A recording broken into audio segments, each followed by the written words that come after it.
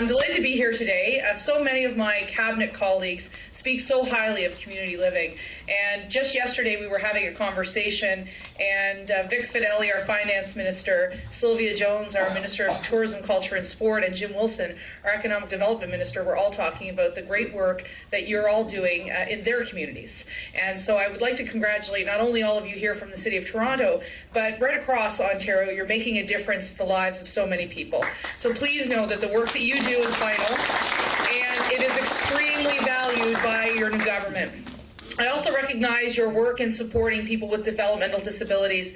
And as your new minister, I want to say and I want to assure you that I appreciate your dedication to ensuring the inclusion and participation for everyone in all aspects of society. I can't underscore that and how important it is to me that you continue to do that. You truly are helping people reach their potential and live their best lives. And I think that work that you're doing is noble, and it's very important, and it's very valued, not only by my ministry, but in particular by me. With partners like Community Living here in Toronto, we can work together to focus on providing programs and services that are not only responsive, but are people-oriented and centered, whether they're children, youths, or adults. And as your new minister, I'm grateful to be able to partner with you as the minister responsible for children and youth, as well as all of those ages for the most vulnerable. As was stated, my ministry now combines the work of 5 ministers from the previous government. So that is children and youth, community and social services, women's issues, poverty reduction, and citizenship, immigration, and refugee. So for us to build a more compassionate society and to lift more people out of challenging circumstances, we truly need neighbours to help neighbours. With this in mind, it's important in my new role as minister to encourage and facilitate the private and not-for-profit sectors to be part of the solutions to the challenges that we face. My personal philosophy is that together we can build a better and broader support network in Ontario that helps more people. And I'm proud of my new role in this work. There's no greater honor than being an advocate for Ontario's most vulnerable people. I'm committed to working hard to making sure that the people with developmental disabilities that you all serve have the appropriate support that they need. So once again, I'd like to sincerely thank you for all the work you do to help people fully participate at home, at school, at work, and in our communities. You truly are making a difference. And if I may say before I conclude, I set policy and I send money.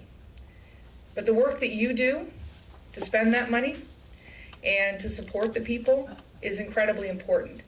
So to all of you in this room, you are my eyes and you are my ears on the ground. I need you to tell me what's going on. I need you to be open with me. I need you so that we can fix the challenges that we all face. So thank you very much, and I look forward to collaborating with you in the days ahead. Thanks. After many years, the R word has been removed from the letters patent and replaced with people with intellectual disability. In the new bylaws, Community Living Toronto will reduce the size of its board, with the number of directors being set at 12. This will be achieved over time through attrition. This number is in line with governance leading practices to reduce the size of boards to improve discussion and decision making. This number is also in line with what is a common board size for the size of organization of Community Living Toronto. It is also recommended that board terms be changed to 3 years, with a maximum of 3 terms in succession. This 3-year cycle will provide better continuity and more experience at the board table. The transition to 3-year terms will be implemented over time as terms come up for renewal. With regard to the new committee structure, the only committees that are outlined in the new bylaws are the Executive Committee and the Governance Committee, which will report directly to the board. All other committees will be overseen by Community Living Toronto leadership and will report to management due to their operational nature. With the new bylaws, regional councils will retain their importance and be given more flexibility. Councils will no longer be required to host their own regional AGMs, produce annual reports, or appoint a regional officer. This will provide more flexibilities for councils to work with their regional membership coordinators and regional executive directors to establish a structure and meeting schedule that is customized to the needs of that region. Community Living Toronto refreshed their mission, vision, and values this year to reflect societal changes and the strategic priorities of the association. Through broad stakeholder consultations over several months, our new mission, vision, and values took shape. We are all very proud to be able to share the finished product with you. Community Living's vision is that we all live in a society where everyone belongs, a society where everyone is valued. To this end, our mission is to foster inclusive communities by supporting the rights and choices of people with an intellectual disability. The work that we do to reach our vision is rooted in our three core values. They're inherent in everything we do, and they are community, choice, and integrity. Thank you to everyone who helped to bring our new mission, vision, and values to life. The United Way of Greater Toronto Area is a key partner, and this year we continue to build our capacity to support fighting poverty in all its forms, which is their mission. Poverty is a central issue for many of the people with an intellectual disability, and they rely on their family, governments, and community. This past year, we brought on a housing facilitator and an educational liaison through United Way funding to support these vital issues and make a difference in everyday life. Over the next year, we will continue to engage our membership and volunteers, our over 1,000 volunteers that we have across the organization, to better meet the needs of those in our communities. Housing. Affordable and accessible housing in Toronto is a major barrier to independence and inclusion.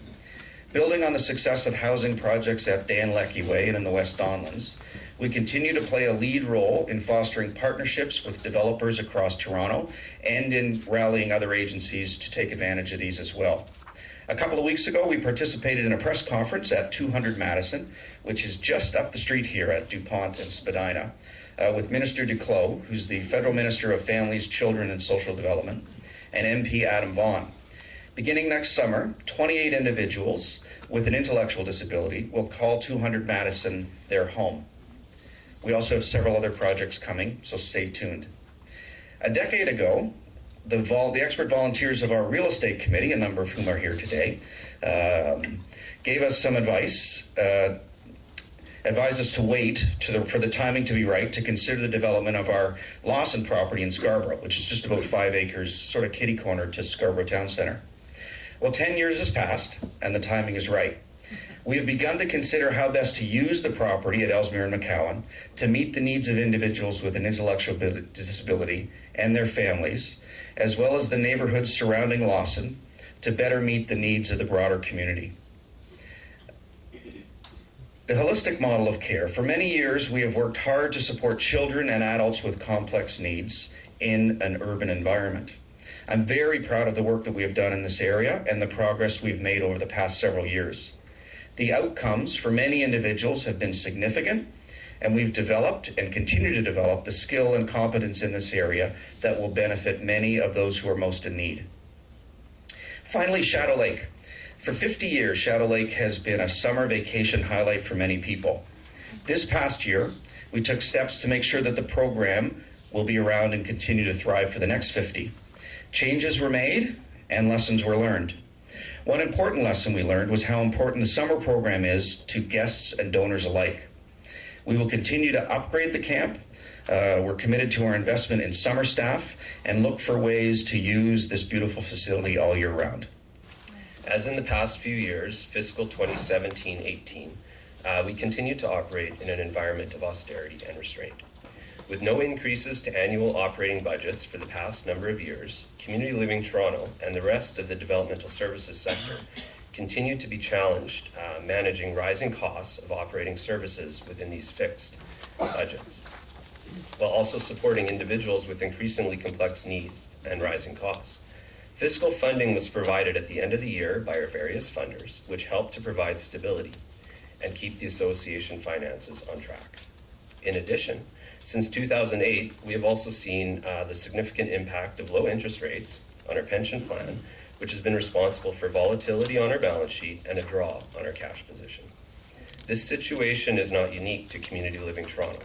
With the leadership and expertise provided by our pension subcommittee, the board has been able to manage and mitigate these risks to ensure that this does not affect the viability of our organization, sustainability of our pension plan, nor the quality of services and supports provided. Despite these significant challenges, we are pleased to see positive operating results. 3 years ago, we were seeing a significant deficit, and now, in 2018, we are at a near balanced budget. We have achieved these results while continuing to provide the highest quality of services and supports to nearly 4,000 individuals, which is no small feat.